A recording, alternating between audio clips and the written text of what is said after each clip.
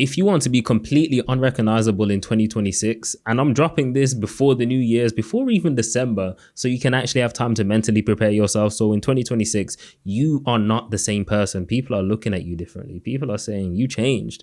And really and truly, you probably do want to change if you're watching this video. Not in a bad way, like forgetting your day ones, but in a sense of you don't like the person that you currently are and you want to become better. Because I always say, I don't know anyone who doesn't want to be better. Anyway, the first thing that we need to focus on is habits. And if you haven't already, you should read Atomic Habits by James Clear. Nearly messed up there. But he wrote an amazing book about it. Super easy to read. I finished it in about a week, if that. Probably less than a week actually, but completely amazing book. But he basically speaks about how to form habits easier and how to break bad habits. And the first thing that we want to do is break bad habits. Now, I'm going to tell you some of the habits that I had to break like a few years ago. I was a heavy gamer. I used to go bed late because I was playing games. I used to wake up early to play games. Imagine going bed late and waking up early just to play games. Imagine like before school started, I was playing Black Ops. Nah, deep it. I sacrificed sleep at the age of like 14 to play Black Ops in the morning before school. I'd have school at like 8:30. I'll be on Black Ops at 6. Sometimes I'll be fully dressed playing Black Ops so I don't have to stop and get dressed. Oh my day. I was a heavy gamer. Now, obviously, I enjoyed my childhood in it, but I realized that, this was actually blocking me. So what I ended up doing to make the habit easy to break, I made it invisible. That was one of the rules. Make it invisible. And you're thinking, how did I make gaming invisible? I literally just sold my PlayStation. I sold my PS5, so it's literally invisible. I didn't have the console, so I had to replace my time with something else. I either could go outside, or I could watch TV, or I could watch YouTube, or I could read a book, or I could edit more videos, be on a call. I could literally do whatever it is. And honestly, any of those things are probably more beneficial than PS5s than gaming, because I always used to think, it got to a point where I was like playing Black Ops or FIFA. Those are the main two games. And each year they would reset and come out with a new one. So all my progress is just lost anyway. So that kind of disappointed me, and that kind of pushed me to the edge. I was just like, forget this, I'm selling it. But if, let's say, I don't know, man, let's say you like alcohol too much and after work you're just having a little cheeky drink. You're thinking, it's just a drink, it ain't gonna do much. But really and truly, it's probably affecting you more than you realize. Like if you're trying to lose weight, but you're having a drink after work every single day, maybe if you cut out the alcohol, it will be easier.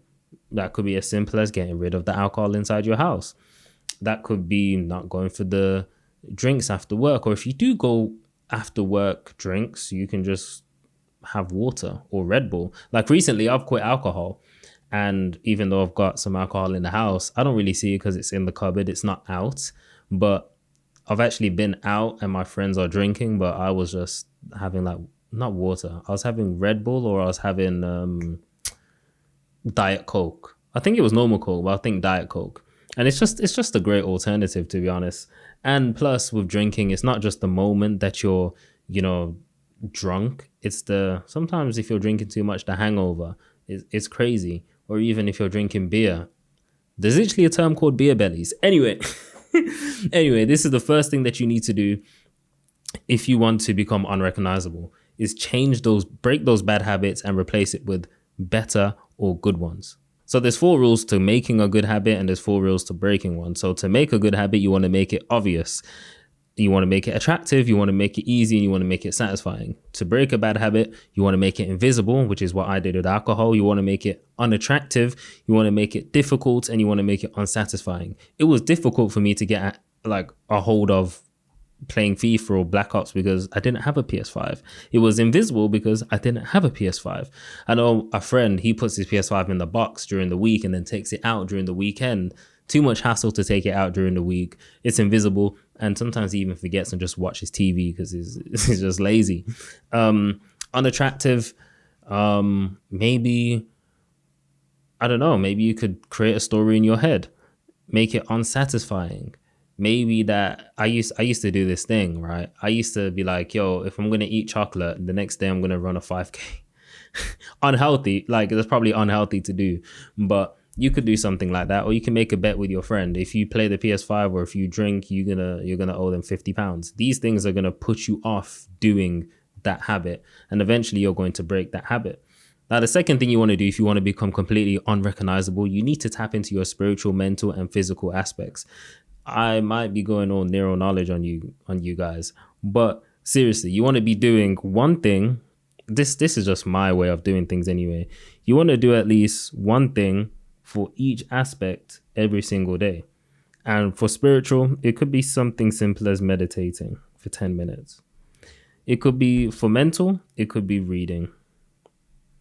I think spiritual and mental kind of overlaps in some aspects. So meditating can also help your mental when it comes to anxiety and just easing anxiety in general, thinking clearly, focusing more. But then physical is gym or just exercise. And by exercise, I just mean going for walks. Me personally, back in the day, 4 years ago, when I started out, I wasn't going outside. 3 years ago, I wasn't going outside. I was editing videos all day, all night. Gym. What's a gym? I don't know who's gym. Do you get me? Who's that? I've never heard of gym. Anyway, I didn't go to the gym. I didn't go for walks. I used to think going for a walk without a destination to kind of get to is just pointless. I'm just like, what? But then after I've done it a few times, I kind of just got used to it. So I go for walks now. But at the time, I never used to do that. So I wasn't doing anything for my physical. Reading, I was reading now and again, but it wasn't consistent. I wasn't really doing much for my, let's just say 50%, 0% for the physical, 50% for the mental, and for the spiritual, none. And even spiritual, it could be, if you're like religious, read your religious texts. Oh my God, I'm dyslexic. Pretend that spells religious. Read your religious text. I wasn't really like into religion. I wasn't into spirituality. I wasn't meditating. I wasn't reading text. I wasn't praying. I wasn't doing anything to really align myself in the spiritual aspect. I wasn't really reading. I wasn't doing anything in the gym. I strongly recommend you guys do one thing from each. And it's super easy. Exercise could be a 45-minute walk. Me personally, I'll say at least get to the gym or do some home workouts. Buy yourself a kettlebell or a pair of dumbbells and find yourself a home workout either through one of them fitness apps or just through YouTube. Literally doesn't matter. Moving your body is better than nothing. And also, you guys should start stretching. Recently, I started stretching and bro, I did a stretch yesterday. I didn't realize like my hip flexors, whoa, they were tight. And even I'm just doing that stretch every single day, to be honest, because I'm just like, I need to loosen up. I'm just tight, bro. Pause. Now, the third thing you want to do if you want to be unrecognizable is literally avoid parties or avoid alcohol. Now, you will, if you're anything like me, you're, or anything like me in the past, you might have gotten to a stage where you're just too broke to go out. I remember I was just too broke to go out. Niggas be like, "Are you coming out?" I'm like, "Not really. I ain't feeling it still." Or I got some work to do.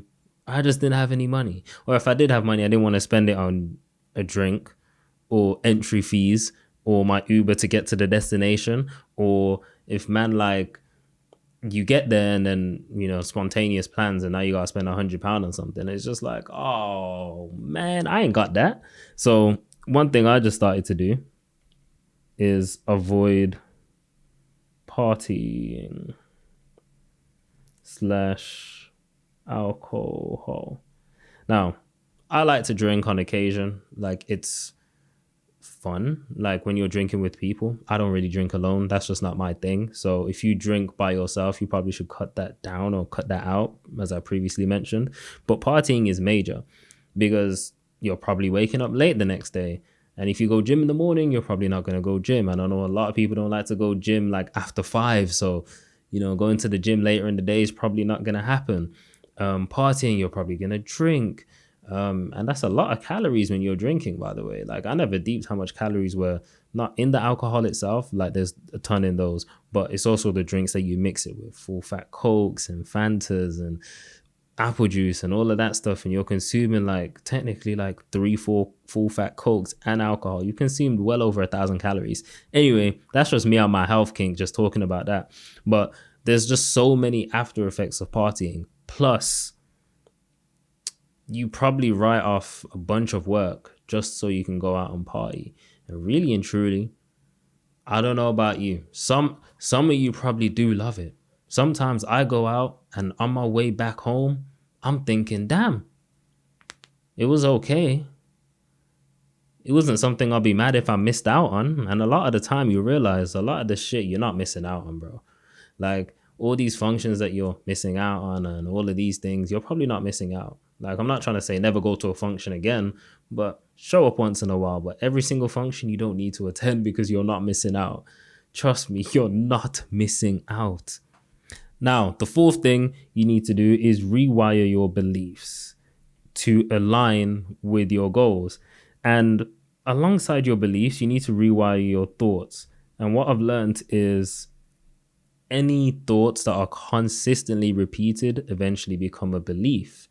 And then when those beliefs are consistently repeated, they just become solidified, meaning that it's technically harder for you to break, but that in of itself is a belief, which I've instilled into myself for a long time, which I also need to break. But you just need to, really and truly, if you change your thoughts, your beliefs would also start to change. Now, your thoughts and beliefs need to align with your goal. So if you're, let's say you want to lose weight, let's say you want to lose 25 pounds, right? But you think to yourself, oh, the gym is boring. Then you're not going to go to the gym. You're going to be like, what? Why the fuck would I go to the gym? It's boring. Like, I don't like it. I don't enjoy it. Or dieting is hard. You're going to think dieting's hard. I'm just going to order a Domino's pizza. And I love a Domino's pizza. Oh, a Domino's pizza can get me any day. Any single day. And then those thoughts that you're constantly repeating to yourself become a belief. And when they become a belief, you're not even thinking about the gym anymore. You're going to be thinking, man, gym's boring. You're not going to think the gym's boring, sorry. You're just going to know that the gym's boring. And once you know the gym's boring, you're not even going to think about losing weight. You're just going to keep trying to lose weight. But then that belief is so instilled in you that if you do end up going back to the gym after 3 months, you're not going to go back the next day because you're going to think, damn, that shit was boring, because you instilled it into yourself. One thing that you need to realize is your first thought is uncontrollable.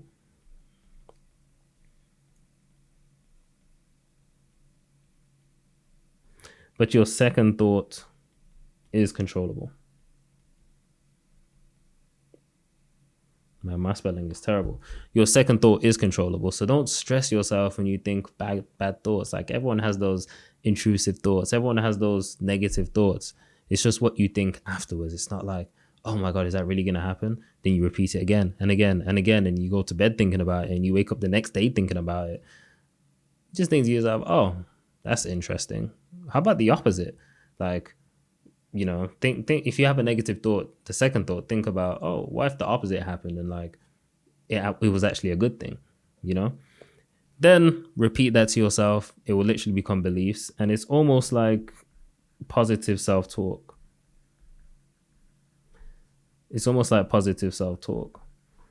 Once you have positive self-talk, you'll have positive thoughts or more positive thoughts.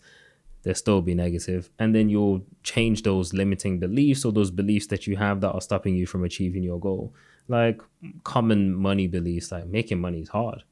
And it's a crazy belief that we have because we grow up throughout our whole school lives and they're like, everyone's like to, yeah, you know, work hard, go to uni and get yourself a 30K a year job. Or if you're really smart, you can become a doctor and get a 100K a year job. But then you grow up and you hear about these niggas online making 100K in a month and you're like, there's doctors that studied so hard for 200K a year, but you're making 100 in a month. You're making $1 million a year. you're just like, no, no, no, no, that's not real. That's fake. And that's why a lot of people, like, anytime you mention a course or a program or something online educational, people are like, nah, that's a scam. Because they're just thinking it can't be real just because that's the way they were brought up. That's the thing that they believe. And you can tell it runs deep. And the deeper it runs, the more that they'll reject it. You can tell it runs deep by how fast they reject it. I'm sure the term's called cognitive dissonance. So don't block off everything. Anyway, the last and most important thing is your goals. So you're gonna have your goal, and let's say your goal. I don't know why I'm obsessed with weight loss. You can tell where my mind is at. Let's say your goal is to lose 25 pounds. Instead of focusing on the goal, instead of focusing on the result, because your result will lead to your goal, right? So instead of focusing on the result, focus on what produces the result. And that's your system and process. So what system and process am I going to use to lose weight? I'm going to the gym 5 times per week or whatever split. Maybe it's 3 times per week. I'm going to eat whole foods. But more deeper than that, I'm going to consume 1,600 calories. Right? I'm going to do this, I'm going to do that. And if I follow these things, then I'm going to get the result of weight loss. I'm saying this like I'm a fitness coach. Hey. And then weight loss is going to get, I don't know, maybe you wanted to lose weight for abs. Maybe you wanted more muscle definition. If you focus on the process and systems, things will literally just fall in place. And more importantly than the process and systems, and you'll see that James Clear actually speaks about this in Atomic Habits, which I think is probably one of the best books I've read, if I'm completely honest with you. I'm sure I made a video about this, actually, my top books. You can check that out. More importantly than the system and processes is the identity you hold. The identity you hold while you're trying to lose weight or while you're trying to make more money. If you're still holding the identity of someone that is overweight, that is fat, obese, and you're like, oh man, I'm fat, I'm unhealthy, I can't run, I struggle doing cardio, I can't lift weights, I ain't strong, man, people in the gym look at me all weird. You're gonna, again, they're thoughts that turn into beliefs that you're literally embodying the identity of someone that is still currently fat. So it's going to be harder for you to align and be someone who's fit and healthy, be someone who's lost weight. Whereas if you hold the identity of someone who has lost the weight, someone that is already healthy, they're going to think differently. They're going to have different thoughts. They're going to have different beliefs. And that's going to align with the goal that you currently want. So if you think to yourself, oh, man, I love this new me, I'm so healthy. The new you probably likes going to the gym, no matter what time. The new you probably likes eating whole foods. It makes them feel better. The new you probably doesn't really drink as much alcohol. The new you has less takeaway. The new you does more cardio. And this is the you that it's no longer new. It's just you. Like, you don't want to be the new you. So you don't want to be chasing this whole unrecognizable thing. You want to already be unrecognizable. Like, you don't even know who the previous nigga was. You know what I'm trying to say? Identity really goes hard. And James Clear speaks more about it. Nero also speaks about it. So you can check out his book, Outsmarting Reality, the #1 bestseller on Amazon in all 3 categories. Oh, yo. Oh, man, that spiel is killing me. If you guys watch Nero, you know. But anyway, more important than the system, than the result, than the goal is the identity. If you hold the right identity, your thoughts will follow. Your thoughts will follow. Your beliefs will follow. Then your beliefs will cause you to take the action or the correct action. And then your action will lead to, physical reality actually catching up with you. You'll step on the scales, you'll start losing weight, you'll start be thinking, man, can't wait to get to the gym. You'll wake up and be like, shit, I need to get to the gym. If you miss a day, you're like, damn, I need to get back to the gym. And if you do mess up and you miss a day, don't punish yourself and think, man, I might as well just give up. Just get back to it. Like, it's okay to miss a day. It happens. Even fit people miss a day in the gym. Life happens. They just get back to it the next day. Simple as that. And if you guys like this video, check out like the one that's probably on the screen right now. And if you made it this far, know I love you. And I'm going to try to reply to comments more consistently, because I actually do see a lot of comments. I just run out of time. I probably get shy still, but I'll catch you guys in the comments.